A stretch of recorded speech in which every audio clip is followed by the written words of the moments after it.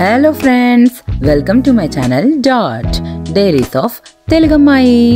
So video గురించి ఎదురు చూస్తున్నారని మీకు తెలుసు. సో వీడియోలోకి వెళ్ళిపోదాం రండి. మను, ఎక్కడికి వెళ్తున్నాం?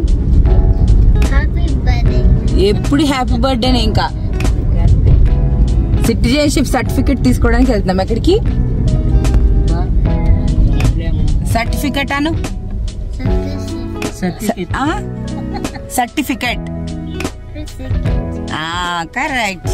Good job, good. సో నేను సర్టిఫికెట్ తీసుకోవడానికి వెళ్తున్నాను. ఆ ఎగ్జామ్ రాసిన తర్వాత మనకి ఒక సెరమోనీ డేట్ ఇస్తారు. ఆ రోజు మనం ఆ ప్లేస్కి వెళ్ళి సర్టిఫికెట్ తీసుకోవాలి. సో అక్కడ మా కార్ పార్కింగ్ చేయడం కుదరలేదు. కొంచెం దూరంలో పార్క్ చేసి నేను వెళ్తున్నాను. సో ఇక్కడికి నేను సిటిజన్షిప్ సర్టిఫికెట్ తీసుకోవడానికి ఎంటర్ అవ్వగానే నాకు చాలామంది ఒక పెద్ద లైన్ కనిపించింది. వీటిని పారామీటర్ థియేటర్స్ అని అంటారు. వీటి బయట నాకు ఒక పెద్ద లైన్ కనిపించింది. అందరూ వెయిట్ చేస్తున్నారు వాళ్ళ సిటిజన్షిప్ సర్టిఫికెట్ కోసం. ఇక్కడ ఎట్లా అంటే చాలామంది వేరే వేరే టైంలో ఎగ్జామ్ రాస్తూ ఉంటారు. కాబట్టి అందరికీ ఒకేసారి సిటిజన్షిప్ సర్టిఫికెట్ ఇస్తారు. సో మనం ఒక గ్రూప్ ఆఫ్ పీపుల్ని ఒక ఆడిటోరియంకి పిలుస్తారు. మనం మన సర్టిఫికెట్ తీసుకొని అక్కడ ఒక ప్లెడ్జ్ చేయాల్సి వస్తుంది. సో చాలామంది ఆస్ట్రేలియా రావాలి అనుకుంటారు. సిటిజన్షిప్ తీసుకోవాలి లేదా పిఆర్ మనకు రావాలి, ఇండియా నుంచి ఎలా వెళ్ళాలో తెలీదు అనుకుంటారు. సో నేను మీకు నాకు పిఆర్ ఎలా వచ్చిందో డీటెయిల్గా ఈ వీడియోలో ఎక్స్ప్లెయిన్ చేయబోతున్నాను. సో సర్టిఫికెట్ తీసుకోవడానికి మను ఇంట్లో వాళ్ళందరం కలిసి వెళ్ళాము. సో మను కూడా ఇట్లా రెడీ అయిపోయింది. సో మేము ఇక్కడ లైన్లో వెయిట్ చేస్తున్నాము సర్టిఫికెట్ కోసం. సో బేసికల్గా సర్టిఫికెట్ రావాలి అంటే లేదా ఆస్ట్రేలియా రావాలి అంటే ఏం చేయాలి?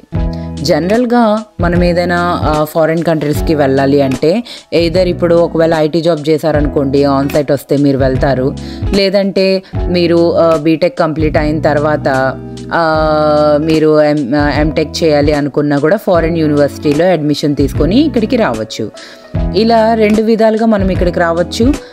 స్టూడెంట్స్గా వచ్చిన వాళ్ళకైతే వేరే ప్రాసెస్ ఉంటుంది పిఆర్ తీసుకోవడానికి, అండ్ జాబ్తో వచ్చిన వాళ్ళకి వేరే ప్రాసెస్ ఉంటుంది. సో ఇక్కడ మేము సిటిజన్షిప్ సర్టిఫికెట్ తీసుకోవడానికి వచ్చినప్పుడు వీళ్ళే అబోరిజినల్ పీపుల్ అనమాట. వీళ్ళు ఇక్కడికి వస్తారు, వీళ్ళ ఎదురుగానే మనకి ఇస్తారనమాట. అంటే ఇక్కడ ఆస్ట్రేలియాలో ఎప్పటి నుంచో వీళ్ళు ఉంటూ ఉన్నారనమాట. అంటే ఇప్పుడు కమ్యూనిటీ స్టార్ట్ అయిన తర్వాత ఒక ఏరియాలో ఫస్ట్లో ఆ పీపుల్ ఇప్పుడు మనకు కూడా ఉంటారు కదా, మన తాతలు ముత్తాతలు, లైక్ సేజెస్ లేకపోతే మునులు, వాళ్ళ నుంచి మనము అలా అలా మన వంశాలు అట్లా వచ్చాయని ఇక్కడ కూడా స్టార్టింగ్లో ఉన్న అబోరిజినల్ పీపుల్ వీళ్ళనమాట. ఎవరికైనా ఈ ఆస్ట్రేలియా సిటిజన్షిప్ సర్టిఫికెట్ ఇవ్వాలంటే వాళ్ళ ముందే ఇస్తారు. సో వాళ్ళ సమ్మతి తీసుకొని మనకి ఇచ్చినట్టు అనమాట. అది వీళ్ళు ఈ విషయాన్ని చాలా ఇంపార్టెంట్గా తీసుకుంటారు. సో వాళ్ళ ముందే మనకి సర్టిఫికెట్ ఇస్తారు. ఇందాక ఒక ఆయన ఒక ఇన్స్ట్రుమెంట్ వాయిస్తూ కనిపించాడు కదా, వాళ్ళే ఫస్ట్ ఇక్కడ ఆస్ట్రేలియాలో ఈ ప్లేస్లో ఉన్నవాళ్ళు అనమాట. సో ఇక్కడ ఏముండదు, మనం వెళ్ళగానే మన పాస్పోర్ట్ చూపించాలి. అది చూపించిన తర్వాత మన సర్టిఫికెట్ మన చేతికి ఇచ్చేస్తారు ఒక ఎన్వెలోప్లో పెట్టి. అది తీసుకున్న తర్వాత లోపల అందరం ఆడిటోరియంలో కూర్చుంటాం. అక్కడ ప్లెడ్జ్ చేస్తే మనకి సిటిజన్షిప్ సర్టిఫికెట్ వచ్చేసినట్టే. సో నేను చెప్పాను కదా రెండు విధాలుగా ఇక్కడికి వస్తారని. జాబ్తో వచ్చిన వాళ్ళు అయితే ఆల్రెడీ వాళ్ళకి జాబ్ ఎక్స్పీరియన్స్ ఉంటుంది కాబట్టి ఇక్కడ పాయింట్ స్ట్రక్చర్ ఉంటుంది అనమాట. అన్నిటికీ ఏంటంటే మీరు ఇలా బీటెక్ చేస్తే హైయర్ ఎడ్యుకేషన్ మీకు 15 పాయింట్స్, అలాగే ఒక ఎగ్జామ్ ఉంటుంది పీటీఈ అని, అది మనం బాగా రాస్తే దానికి ఒక 20 పాయింట్స్, అలాగే నాటీ అని ఒక ఎగ్జామ్ ఉంటుంది, అది రాస్తే 5 పాయింట్స్. ఏజ్కి పాయింట్స్ ఉంటాయి, లైక్ 33 బిలోవే మీరుంటే మీకు 30 పాయింట్స్ వస్తాయి ఏజ్కి. ఇట్లా ఈ పాయింట్స్ అన్నీ కలుపుకుంటే మీకు టోటల్ 65 పాయింట్స్, అట్లీస్ట్ 65 పాయింట్స్ కానీ మీరు తెచ్చుకోగలిగితే మీరు ఫస్ట్ ఈఓఐ అప్లై చేసుకోవచ్చు. ఈఓఐ అంటే ఏంటంటే ఎక్స్ప్రెషన్ ఆఫ్ ఇంట్రెస్ట్. నేను ఈ ఆస్ట్రేలియాలో సిటిజన్గా లేదా పిఆర్గా అవ్వాలనుకుంటున్నాను అని ఒక డాక్యుమెంట్ మీరు సబ్మిట్ చేయాల్సి వస్తుంది ఆన్లైన్లో. దానికే ఈ పాయింట్స్ మీరు క్యాలిక్యులేట్ చేసుకోవాలి. బేసిక్గా పాయింట్స్ ఎట్లా ఉంటాయంటే మనం బీటెక్ చేస్తే ఒక 15 పాయింట్స్ వస్తాయి, చదువుకు ఒక 20 పాయింట్స్ వస్తాయి, పీటీ ఎగ్జామ్ రాస్తే 20 పాయింట్స్ వస్తాయి, అట్లాగే నాటీ రాస్తే 5 పాయింట్స్ వస్తాయి. అలాగే ఏసీఎస్ అని ఒకటి ఉంటుంది ఇంజనీర్స్కి అయితే. ఇంజనీరింగ్ చేసి మనం ఇంజనీరింగ్ చేసామని మన సర్టిఫికెట్స్ అన్నీ ఇస్తే ACS వాళ్ళు అవన్నీ అసెస్ చేసి మనకి ఎక్స్పీరియన్స్కి మార్క్స్ ఇస్తారు. ఎక్స్పీరియన్స్ కూడా ఎట్లా అంటే 1 year ఆస్ట్రేలియాలో ఎక్స్పీరియన్స్ ఉంటే 5 points, ఇండియాలో ఎక్స్పీరియన్స్ ఉంటే 3 yearsకి 5 points అట్లా ఉంటాయన్నమాట.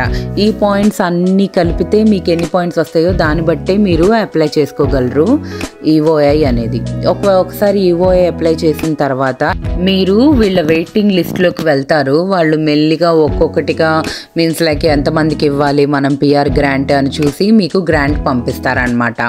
సో EOI అప్లై చేయడానికి ముందే మీరు పాయింట్స్ అన్ని క్యాలిక్యులేట్ చేసుకొని ఎగ్జామ్స్ అన్ని రాసుకొని మీరు మ్యాక్సిమం ఒక 85 pointsతో అప్లై చేస్తే మీకు కొంచెం ఈజీగా వచ్చే ఛాన్సెస్ ఉన్నాయి. ఇక్కడ different types of PR applications ఉంటాయి. 189, 190 అనేవి మెయిన్ అనమాట. స్కిల్డ్ ఇండిపెండెంట్ అంటే మనంతటా మనము వేసుకునే అప్లికేషన్. PR అంటే ఏంటంటే పర్మనెంట్ రెసిడెన్సీ, అంటే ఆస్ట్రేలియాలో మనం ఎప్పటి వరకైనా ఉండొచ్చు అట్లాంటిది.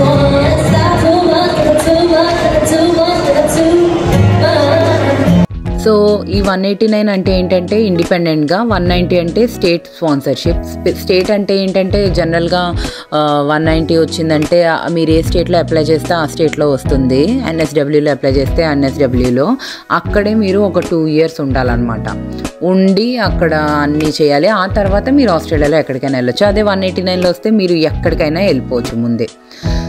సో ఇట్లా 2 విధాలుగా PR ఉంటుంది. ఏదైనా మీరు కావాలంటే అప్లై చేసుకోవచ్చు. అన్నిటికంటే ఫస్ట్ మీరు చేయాల్సింది ఏంటంటే ACS అప్లై చేసి వాళ్ళు మీకు దానికి ఒక $400 అవుతుంది, 400 to 500.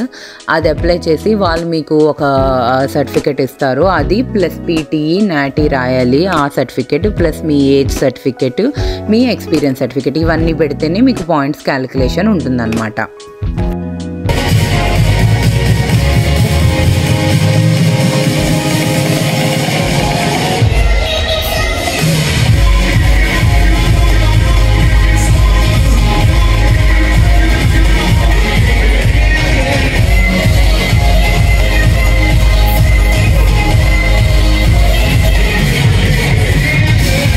సో అట్లా పాయింట్స్ క్యాలిక్యులేట్ చేసి మీరు అప్లై చేసుకున్నాక మీకు PR గ్రాంట్ వస్తుంది. ఫస్ట్ గ్రాంట్ అంటే ఏంటంటే ఓకే మేము మీకు PR ఇస్తామని ఇంకొన్ని డాక్యుమెంట్స్ అడుగుతారు.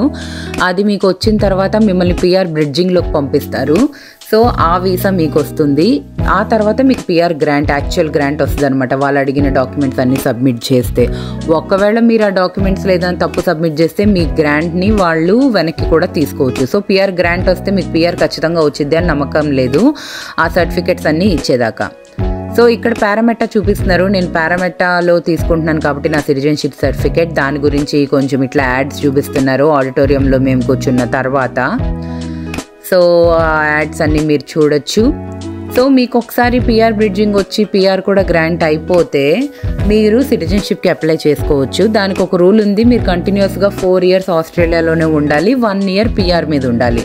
అప్పుడు మీకు ఆ ఒక ఎగ్జామ్ రాయాలి. అప్పుడు ఆ ఎగ్జామ్ ఏంటంటే ఆస్ట్రేలియా విలువల గురించి లేదా వాళ్ళ లాస్ గురించి ఉంటాయి.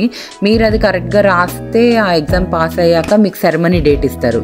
సెరమనీ డేట్కి ఇట్లా నేను వచ్చాను కదా ఈరోజు, అట్లా మీరు వెళ్ళి ఆ సర్టిఫికెట్ తీసుకోవాలి. తీసుకున్న తర్వాత మీకు కొన్ని ఒక 2-3 daysకి మీ నెంబర్ యాక్టివేట్ అవుతుంది. ఆ తర్వాత మీరు ఆస్ట్రేలియన్ పాస్పోర్ట్కి అప్లై చేసుకోవచ్చు. మీకు పాస్పోర్ట్ వచ్చేస్తుంది. సో ఆస్ట్రేలియా అనేది చాలా అవకాశాలు ఉన్న దేశం, ఆపర్చునిటీస్ ఉన్న దేశం. అండ్ ఇక్కడ కొంచెం బాగానే సంపాదించుకోవచ్చు, ఎందుకంటే డాలర్స్ మన రూపీస్ కంటే ఎక్కువ కాబట్టి. కానీ ఇక్కడ అద్దెలు లేకపోతే ఇల్లులు అద్దెకి తీసుకోవడం లేదా కాస్ట్ ఆఫ్ లివింగ్ చాలా ఎక్కువ. వారం అద్దె కట్టాల్సి వస్తుంది ఆస్ట్రేలియాలో. జనరల్గా ఇప్పుడు మినిమం ఎంత కడుతున్నారంటే $700 కడుతున్నారు. అంటే మన డబ్బులో 35,000 అనమాట. సో ఇక్కడ మనకు $5,000 వచ్చినా కూడా జీతం, దాంట్లో మీరు $700 వారం అద్దె కట్టాలంటే నెలకి 2,800 కట్టేయాలి. సో మీకు వచ్చిన జీతంలో 75% లేదా 65% పైన మీకు అద్దెలోనే పోతుంది. సో కాస్ట్ ఆఫ్ లివింగ్ చాలా ఎక్కువ ఉంటుంది. బట్ సేవ్ చేసుకోవచ్చు. At the end of the day ఇద్దరు పని చేశారంటే కొంచెం సేవ్ చేసుకోవచ్చు. అండ్ పిల్లల చదువులు కూడా ఫ్రీ ఇక్కడ, ఎందుకంటే మనం ఎక్కువ ట్యాక్సెస్ కడతాం కాబట్టి. ఒకసారి PR వచ్చిన తర్వాత మీ పిల్లలు డే కేర్కి వెళ్తారు. ఫస్ట్ పుట్టిన తర్వాత 4 సంవత్సరాలు, అప్పుడు మీకు ఒక 50% వెనక్కి వస్తుంది. స్కూల్కి వెళ్తే మొత్తం అయితే ఫ్రీయే కాబట్టి ఉండడానికి బాగానే ఉంటుంది. సో ఇది పిఆర్ ప్రాసెస్.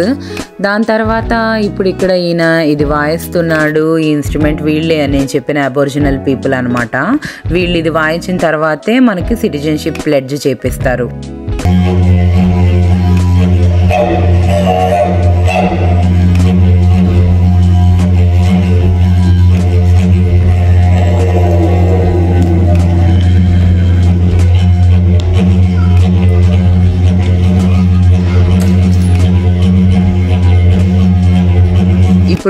ఇప్పుడు ఈయన వాయించేది వీళ్ళ కల్చరల్ ఇన్స్ట్రుమెంట్ అనమాట. సో మన ఇండియాలో కూడా మొన్న మీరు చూసారంటే భీమ్లా నాయక్ మూవీలో వాళ్ళ కల్చరల్ ఇన్స్ట్రుమెంట్ వాళ్ళు వాయించారు కదా, అట్లా ఇక్కడ వీళ్ళ కల్చరల్ ఇన్స్ట్రుమెంట్స్ వీళ్ళు మర్చిపోకుండా ఉండాలని వాళ్ళు వాళ్ళ ఫ్యూచర్ జనరేషన్స్కి ఇవన్నీ నేర్పిస్తూ ఉంటారు. సో అది ఒక ట్రీతో తయారు చేసిన ఒక బోరలాగా ఉంటుందన్నమాట. సో దాంతో వీళ్ళు వాయిస్తారు. ఇప్పుడు అందరినీ నించోమన్నారు, మనము ప్లెడ్జ్ చేయాలి, ప్లెడ్జ్ చేస్తేనే మనకి సిటిజన్షిప్ సర్టిఫికేట్ వస్తుంది. ప్లెడ్జ్ అంటే ఇండియాలో కూడా స్కూల్లో చేపిస్తారు కదా, India is my country, all Indians are my brothers and sisters అని. సేమ్ అట్లానే వీళ్ళకి కూడా ఒక ప్లెడ్జ్ ఉంటుంది. సిటిజన్షిప్ సర్టిఫికేట్ తీసుకున్న వాళ్ళందరూ ఈ ప్లెడ్జ్ చేస్తేనే వాళ్ళకి సిటిజన్షిప్ సర్టిఫికేట్ ఇస్తారనమాట. వాళ్ళు ఎలా చూస్తారు, మనం ప్లెడ్జ్ చేస్తామో లేదో అనుకుంటారేమో. సో వాళ్ళు అక్కడ వీడియోస్ తీస్తూ ఉంటారు. ఎవరైనా ప్లెడ్జ్ చేయలేదంటే వాళ్ళ సిటిజన్షిప్ సర్టిఫికేట్ క్యాన్సిల్ కూడా చేస్తారు. సో ఈ ఆడిటోరియంలో చూసారంటే ఎంతమంది ఉన్నారో చూసారా, వీళ్ళందరూ నించొని ఇప్పుడు ప్లెడ్జ్ చేస్తున్నారు. దాని తర్వాత వీళ్ళు ఇక్కడ వాళ్ళ జాతీయ గీతం పాడుతున్నారు ప్లెడ్జ్ అయిపోయిన తర్వాత.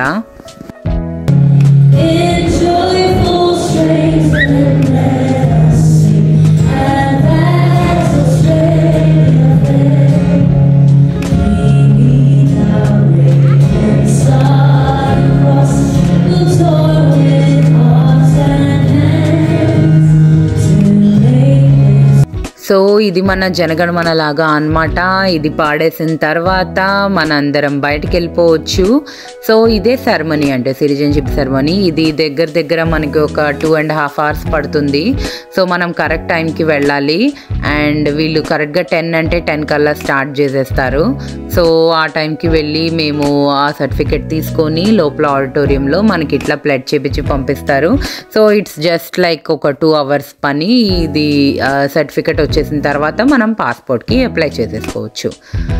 సో ఇది ఇక్కడ పిఆర్ ప్రాసెస్. అన్ని కంట్రీస్తో కంపేర్ చేస్తే ఆస్ట్రేలియాలో పిఆర్ అవ్వడం కొంచెం రిలేటివ్లీ మీన్స్ లైక్ మనం ట్రై అయినా చేయొచ్చు. యూఎస్ వాటిలో గ్రీన్ కార్డ్కి అయితే మనం ట్రై కూడా చేయలేం. ఒకసారి మనం పిఆర్ అయిన తర్వాత ఒకవేళ మనకి పిల్లలు పుడితే వాళ్ళు డైరెక్ట్ ఆస్ట్రేలియన్ సిటిజన్స్.